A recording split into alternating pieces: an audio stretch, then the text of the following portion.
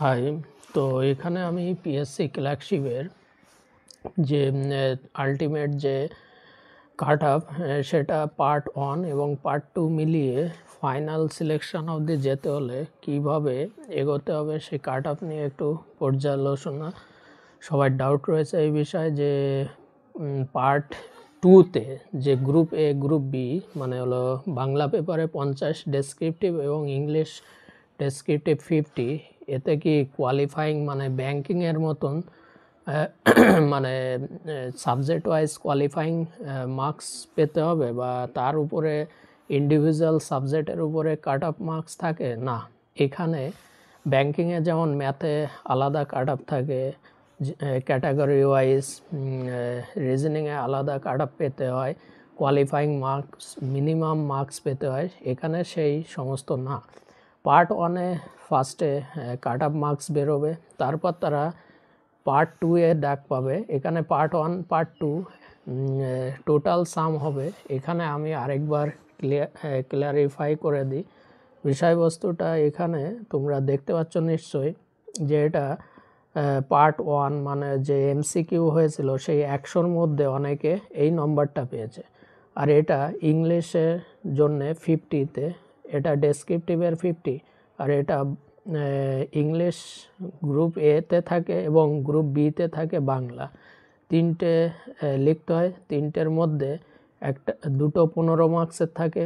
কি report writing এবং precis 15-15, 30, আর 20 marks থাকে যে বাংলাতে লেখা থাকবে বঙ্গানুবাদ, সেটাকে ট্রান্সলেশন করতে হবে ইংলিশে। ঠিক একই রকমভাবে বাংলাতেও তোমার 15 থাকবে প্রতিবেদন, সারাংশে 15, এবং 20 মার্কস থাকবে একটি ইংলিশ প্যাসেজ লেখা থাকবে, সেটাকে বাংলাতে ট্রান্সলেট করতে হবে। যেটা সকালে আমি প্রতিবেদন, সারাংশ এবং ট্রান্সলেশনের উপরে অলরেডি ভিডিও আমার চ্যানেলে আপলোডেড করা আছে। তো এখানে আমি একটু ডাউট ক্লিয়ার করতে এসেছি। অনেকেই ইনবক্সে তারা জানতে চাইছে যে এখানে আলাদা করে কোনো কাট অফ মার্কস হয় কি না। হ্যাঁ, পার্ট 1-এ আলাদা কাট অফ মার্কস থাকে। যদি কেউ ইংলিশে 0 পায় পার্ট 2-তে, তাহলে কি সে পার্ট এতে যদি সে 0 পায়, তাহলে কি তার পার্ট বি দেখা হবে?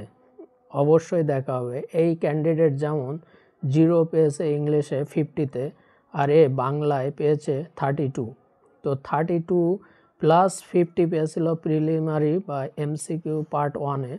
100-র মধ্যে সে 50.33 পেয়েছিল ওবিসি এ। তো এখানে তার মার্কস এসছিল 82.33। হ্যাঁ, সেটা এসছিল। তো এটা আমরা দেখে কতটুকু বুঝতে পারলাম, এটা আমরা দেখে বুঝতে পারলাম যে এখানে পার্ট মার্কিং বলে কিছু থাকে না। জাস্ট এমসিকিউ যখন হবে তখন আমাকে প্রিলিতে একটা কোয়ালিফাইং মার্কস থাকে, সেই সময় মার্কসটা শো করবে না। যখন ফাইনাল সিলেকশন হবে বা টাইপিং টেস্টের জন্য ডাকা হবে তখনও কিন্তু এই পিডিএফটা বেরোয়নি। টাইপিং টেস্টের আগে এটা একটা দেবে তুমি কিসে কত মার্কস পেয়েছো বা কি। টাইপিং টেস্টের পরে এটা যখন ফাইনাল সিলেকশন হবে তখন এই পিডিএফটা একটা বেরোবে ফাইনাল সিলেক্টেড, আরেকটা যারা কোয়ালিফাইড হয়নি তাদেরও মার্কস সহকারে দুটো পিডিএফ বের করে। একটা হলো কোয়ালিফাইং ক্যান্ডিডেটদের পিডিএফ বেরোবে টাইপিং টেস্টের পরে, আরেকটা তোমার কোয়ালিফাইং নেচার। এটা টাইপিং টেস্টের পরে এই রেজাল্টটা সবাই দেখতে পাবে, কে কত গ্রুপ এতে কত পেয়েছে, গ্রুপ বিতে কত পেয়েছে এবং পার্ট 1-এ কত পেয়েছে। পার্ট 2টাকে দুটো ভাগে ভাগ করা হয়। গ্রুপ এ মানে হলো ডেসক্রিপটিভ 50 ইংলিশে, গ্রুপ বি ডেসক্রিপটিভ বেঙ্গলি মানে ওই প্রতিবেদন, সারাংশ আর তোমাকে বঙ্গানুবাদ লিখতে হবে। ইংলিশে যেমন রিপোর্ট রাইটিং, প্রতিবেদনে 15 আর তোমার বঙ্গানুবাদে 20 আর প্রেসি বা সারাংশে হলো 15। এই হলো তোমাদের যে ডাউট ছিল সেটা ক্লিয়ার করতে পেরেছি। তাহলে পার্ট 1-এ একটা কাট অফ মার্কস বেরোবে, সেখানে 3 লাখ যারা অ্যাটেম্প করেছে বা 7 লাখের মধ্যে যারা প্রেজেন্ট ছিল 3 লাখের মতন, বা এখনও আমরা ডেটাটা সেইভাবে জানি না কত কি প্রেজেন্ট ছিল। যারা প্রেজেন্ট ছিল তার মধ্যে কোয়েশ্চেন 4টে শিফট হয়েছে। সমস্ত শিফটের মার্কসের উপর ডিপেন্ড করে একটা কাট অফ মার্কস দাঁড়াবে। সেই মার্কসের ভিত্তিতে মেন্সের ডাক পাবে। তারপরে মেন্স বলে কিছু হয় না, পার্ট 2তে ডাক পাবে, কারণ পার্ট 1 পার্ট 2 দুটোই যোগ হবে। সুতরাং এখানে পার্ট 1ও মেন্স, পার্ট 2টাও মেন্স। সুতরাং এখানে মেন্স বলে কিছু হয় না। যারা ডাক পাবে আলটিমেট তারাই আরেকটা সুযোগ পাবে পার্ট 2 এর জন্য। আর লাস্টে হলো টাইপিং টেস্ট। তারপরে cut off basically overall cut off কত যেতে চলেছে, তাহলে 2023-এ যে নোটিফিকেশানটা এসছে সেখানে আমি ইউআরদের পার্ট 1 এবং পার্ট 2 মিলিয়ে বলছি যে এখানে 125 থেকে 130, 125 থেকে 130-এর রেঞ্জের মধ্যে থাকবে কাট অফ, বা এর নিচেও গেলে আমি অবাক হব না, কারণ এবার কোয়েশ্চেন যথেষ্ট টাফ ছিল বা মডারেট ছিল। তারপরে ওবিসি এদের যেহেতু পার্ট 1-এ 43 কাট অফ ছিল এবং দেখা গেছে এদের ওভারঅল কাট অফও ইউআর বা এসসিদের মাঝামাঝি নম্বর ছিল, তো এদের কাট অফ গেছিল 100,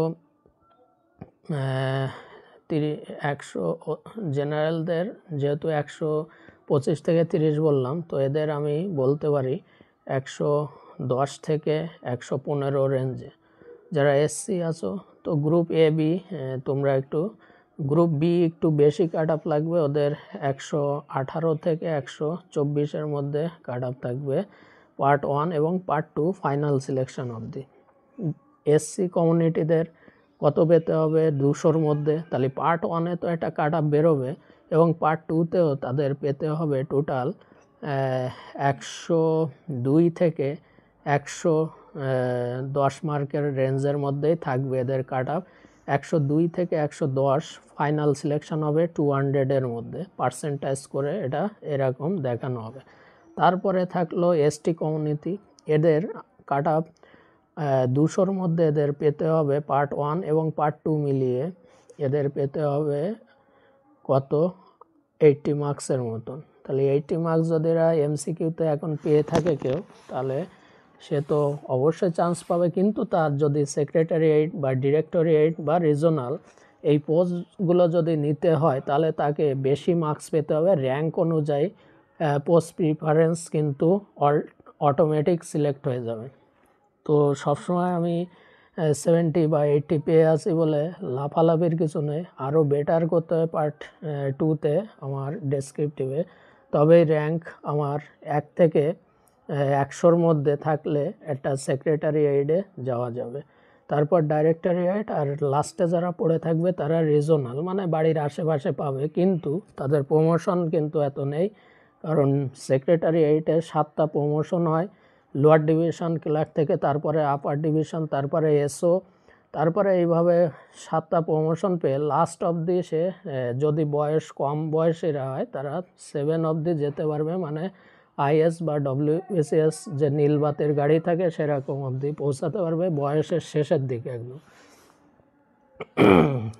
ডিরেক্টরিয়েট যাদের টেকনিক্যাল ডিপার্টমেন্ট আছে তাদের জন্য খুব ভালো ডিরেক্টরিয়েট, তারা খুব তাড়াতাড়ি 5টা স্টেপ কোয়ালিফাইড করে অনেক দূর যেতে পারবে। যাদের ইঞ্জিনিয়ারিং বা টেকনিক্যাল কম্পিউটার লাইন আছে তারা জন্য ডিরেক্টরিয়েটটা খুব ফেভার। যেমন আমার ডিরেক্টরিয়েটটা ফার্স্টে দিলে ভালো হতো, যাই হোক সেক্রেটারিয়েটটা আগে দেওয়া আছে, তো আমি চাই ডিরেক্টরিয়েটটা হোক।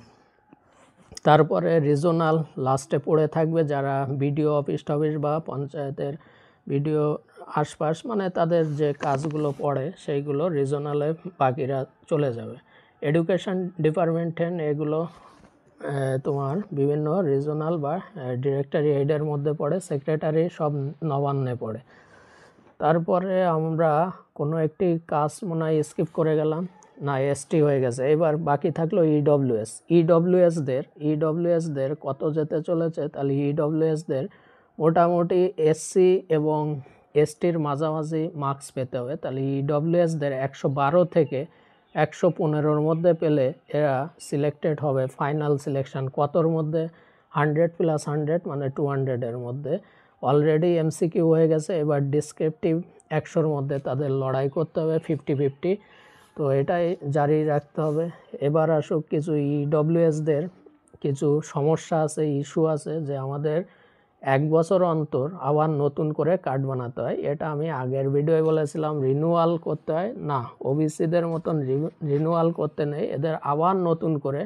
কারণ আমার জানা একজন ইডব্লিউএস আছে, তো পরে বিষয়টা ভালো করে শুনলাম যে এদের প্রতি বছর 1 বছর অন্তর ভ্যালিডিটি থাকে, আবার নতুন করে যে সমস্ত ডকুমেন্টস, তারপরে তারা যে ইকোনমিক্যালি উইকার, তাদের জমি বা তাদের বাবার ইনকাম এই সমস্ত দিয়ে অনেক হ্যাপা আছে। এই জন্য এটা ইডব্লিউএস কাট আপটা এই জন্যে কম যায়। এটা বানাতে গেলে অনেকটা সমস্যার সম্মুখীন তাদের হতে হয়, অনেকটা টাইম লেগে যায়।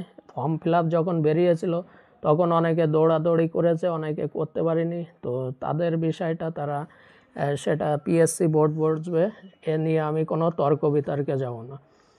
তাহলে এখানে আমি ভিডিওটা শেষ করলাম। অনেকের জানার ইচ্ছা ছিল যে final selection of the total কত টার্গেট রাখতে হবে। তো 2019-এর থেকে অনেক কম কাট অফ যাবে, ভ্যাকান্সি 8,000-এর থেকে বাড়বে, 9,000-এর মধ্যে থাকবে, 8 থেকে 9,000-এর মধ্যে। আগের বার 7,227টা ছিল, ডাক পেয়েছিল 66,000।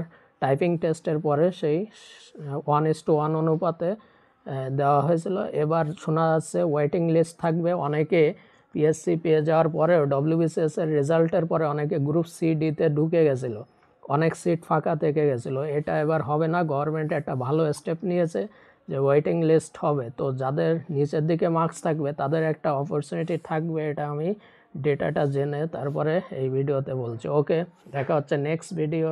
ততক্ষণ এই ভিডিও চ্যানেলের সাথে জুড়ে থাকো সাবস্ক্রাইব করে, এবং লাইক, এবং তোমাদের যা জিজ্ঞাসা থাকে বা কোশ্চেন থাকে সেগুলো ইনবক্সে অবশ্যই লিখবে মনে করে। তো এখানে আমি টাটা বাই বাই করে দিলাম।